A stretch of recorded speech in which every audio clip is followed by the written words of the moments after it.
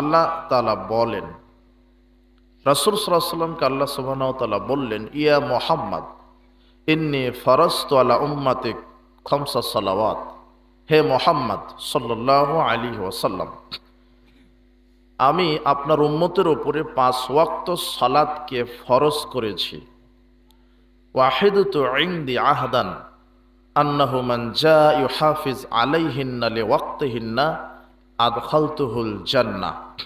এবং আমি আল্লাহ ওয়াদা করেছি, যে ব্যক্তি 5 ওয়াক্ত সালাতকে ওয়াক্ত মতো হেফাজত করবে, আমি আল্লাহ তাকে জান্নাতে প্রবেশ করাবো।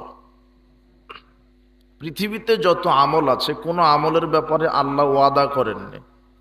সিয়াম পালন করলে জান্নাত হবে, কিন্তু আল্লাহর ওয়াদা নেই। হজ করলে, হজ কবুল হলে প্রতিদান সরাসরি জান্নাত, কিন্তু আল্লাহর ওয়াদা নেই।